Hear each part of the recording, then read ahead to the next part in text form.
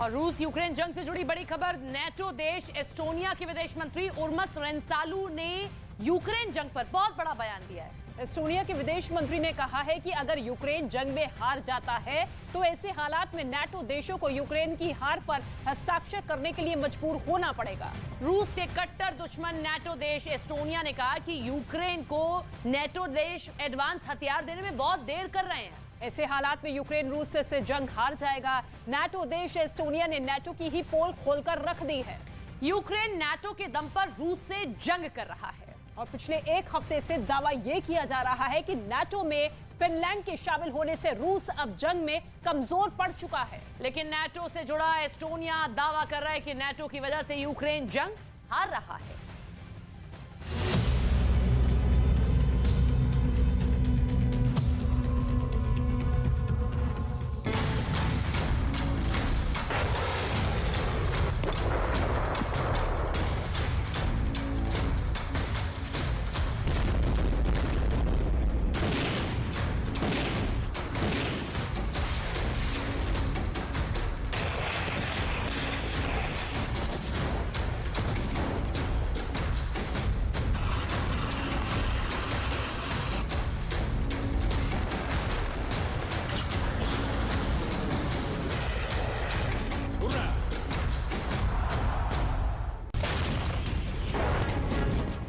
रूस के कट्टर दुश्मन काया कैलाश का देश एस्टोनिया ये ऐलान क्यों कर रहा है कि यूक्रेन की हार पर सभी नेटो देशों को हस्ताक्षर करने के लिए मजबूर होना पड़ेगा। फिनलैंड के नेटो में शामिल होते हुए यूक्रेन के बुरे दिन क्यों शुरू हो गए हैं? क्या नेटो ही फिनलैंड को दूसरा यूक्रेन बना रहा है?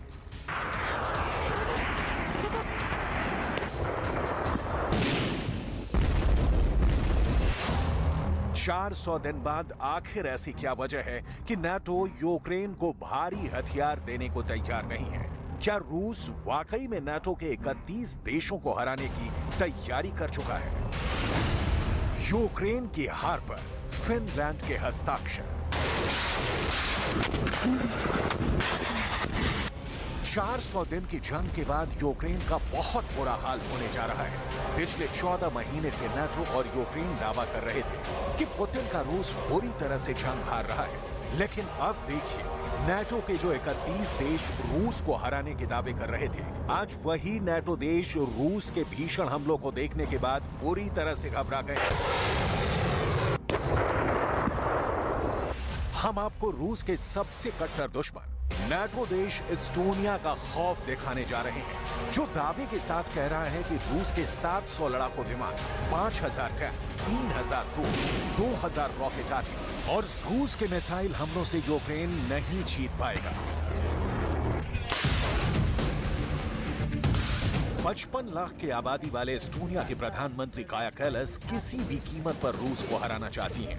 लेकिन काया कैलाश के ही विदेश मंत्री उर्मस रेनसालू ने दावे के साथ कहा है कि रूस जिस तरह से यूक्रेन को रौंद रहा है, उसे देखते हुए साफ कहा जा सकता है कि नेटो देशों को यूक्रेन की हार पर हस्ताक्षर करने को मजबूर हो जाएंगे। जीत रहा है रूस, एस्टोनिया का ऐलान। हारते यूक्रेन पर एस्टोनिया के विदेश मंत्री उर्मस रेनसालू ने बड़ा बयान दिया है। रेनसालू ने कहा है कि नेटो को यूक्रेन की हार पर हस्ताक्षर करने पड़ सकते हैं। रूस नेटो के खिलाफ परमाणु हमले का खौफ दिखा रहा है। एस्टोनिया को लग रहा है कि यूक्रेन अब रूस के हाथों बुरी तरह से हार रहा है। एस्टोनिया के विदेश मंत्री उर्मस रेनसालू ने यहां तक कहा है कि पोलैंड ने यूक्रेन को F-16 देने से मना कर दिया है, जो वाकई यूक्रेन के लिए बहुत बुरी खबर है। एस्टोनियाई विदेश मंत्री उर्मस रेनसालू ने यहां तक कहा है कि भारी तोप, एडवांस टैंक और लंबी दूरी की मिसाइलों के बिना यूक्रेन जंग हार जाएगा। एस्टोनियाई विदेश मंत्री उर्मस रेनसालू ने यह भी कहा है कि अगर एस्टोनिया के F-16 टैंक और लंबी दूरी की मिसाइलें होती तो यूक्रेन को सारे धाकड़ हथियार दे देते ताकि रूस को हराया जा सके। लेकिन अफसोस, नेटो देश हारते यूक्रेन को जिताने के लिए घातक हथियार नहीं दे रहे हैं। यूक्रेन की हार पर फिनलैंड के हस्ताक्षर। Польща виконала все задекларовано по танках. Вони в Україні, зокрема «Леопарди». Є нові домовленості щодо БМП, більше сотні машин, щодо бронетранспортерів, «Росомах», 200 машин. Зараз हैरानी की बात यह है कि फिनलैंड भी एस्टोनिया की तरह रूस का कट्टर दुश्मन है, लेकिन फिनलैंड के पास भी इतनी फौजी ताकत नहीं है कि वो रूस से सीधा मुकाबला कर पाए।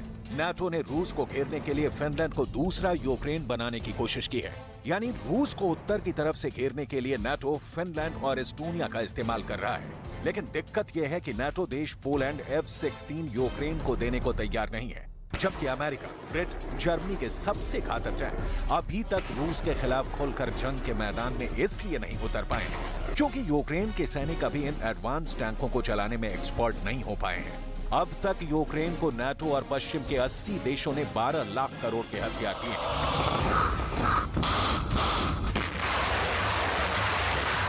लेकिन देखिए, रूस उसके बाद भी यूक्रेन के 18% इलाके पर कब्जा कर चुका है।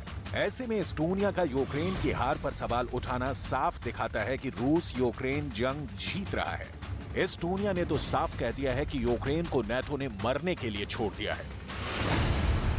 यूक्रेन को हरा रहा है नाटो। एस्टोनिया के विदेश मंत्री ने साफ कहा है कि यूक्रेन को हौवित्जर नहीं देने का मतलब है कि नाटो यूक्रेन की हार और रूस की जीत मान चुका है। विदेश मंत्री ने यह भी कहा है कि नाटो को यूक्रेन की जमीन पर यूक्रेन की हार और सरेंडर पर हस्ताक्षर करने पड़ सकते हैं। एस्टोनिया के विदेश मंत्री ने युद्ध को समाप्त करने का सबसे आसान तरीका सरेंडर करना बताया है। रेंसलू ने जोर देकर कहा है कि पश्चिम यूक्रेन के भविष्य को बर्बाद करने के जिम्मेदार होंगे।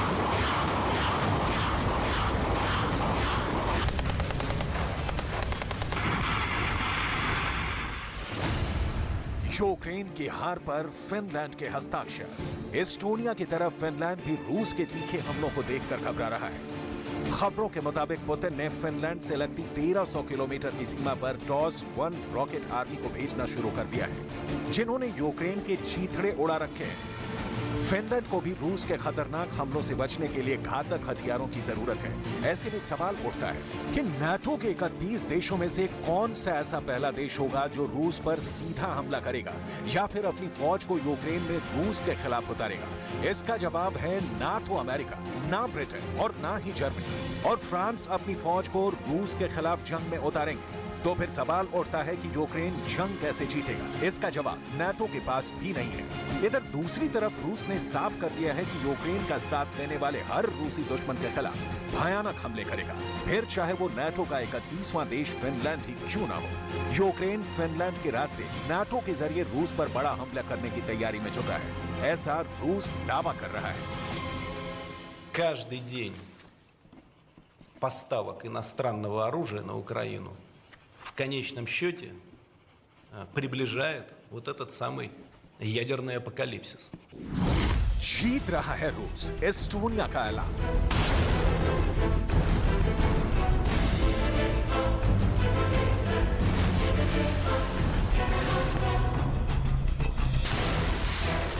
रूस ने यूक्रेन में पूरब से लेकर दक्षिण तक सीरियल हमले शुरू किए हैं। रिपोर्ट के मुताबिक रूसी सेना ने यूक्रेन के दक्षिणी क्षेत्रों और यूक्रेन की सीमा से लगे एक रूसी क्षेत्र में जोरदार हमले किए हैं। रूस इस वक्त टैंक, तोप और रॉकेट से हमले कर रहा है, जबकि पैदल सेना यूक्रेन के इलाकों पर कब्जा करने में जुटी है। यूक्रेन के Sumy, Chernihiv, Zaporizhzhia, Luhansk, oblast, Donetsk, Kherson, Kharkiv पर हमला करने में रूस ने पूरी ताकत झोंक दी है। इन इलाकों पर रूस ने जमकर बम बरसाए हैं। इस बीच यूक्रेन ने दावा किया है कि उसने डोनेत्स्क के ठीक पश्चिम में मारिंका शहर के पास रूसी सुखोई Su-25 जेट को मार गिराया है, जबकि रूस दावा कर रहा है कि मारिंक शहर पर रूस के हमले में यूक्रेन की सेना बुरी तरह से तबाह हुई है। मारिंका शहर में यूक्रेन का तोपखाना और टैंक रूसी हमले में बर्बाद होने के दावे किए जा रहे हैं। Формирование, Минобороны, добровольцев, всех сделать так, чтобы вообще не было обстрелов. यूक्रेन की हार पर फिनलैंड के हस्ताक्षर।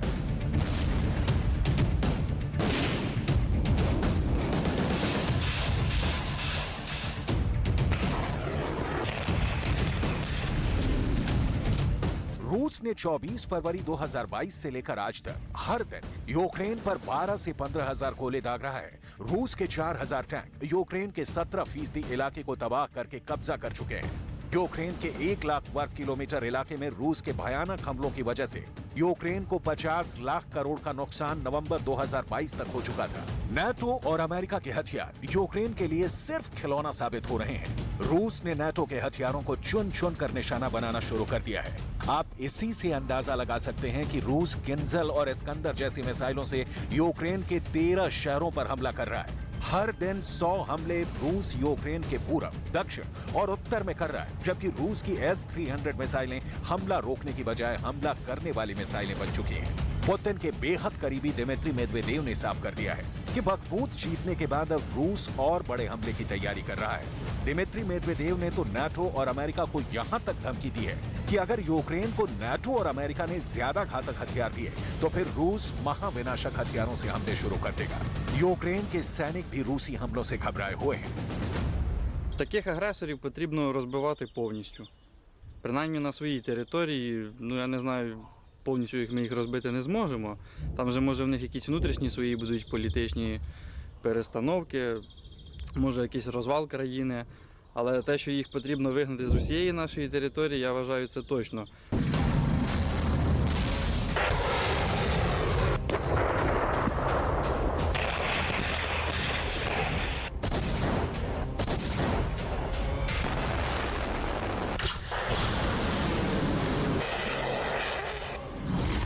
यूक्रेन की हार पर फिनलैंड के हस्ताक्षर।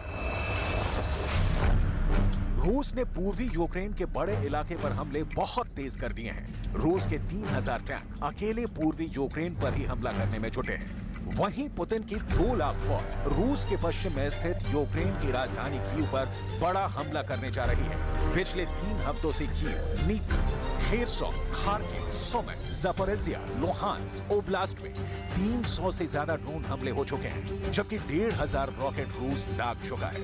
लेकिन अब रूस ने बखमूत को बूचा बनाकर साबित कर दिया है कि जंग के 400 दिन बाद अब यूक्रेन पर 4 लाख सैनिकों से बड़ा हमला होगा, जो यूक्रेन पर जीत हासिल करने के लिए रूस का आखिरी हमला हो सकता है। लेकिन इस बीच सबसे बड़ा सवाल यह है कि आखिर रूस का कट्टर दुश्मन एस्टोनिया यूक्रेन की हार की भविष्यवाणी क्यों कर रहा है? क्या नाटो देश एस्टोनिया नाटो की पोल खोल रहा है? अब देखना होगा कि नाटो यूक्रेन को हार से कैसे बचा पाता है।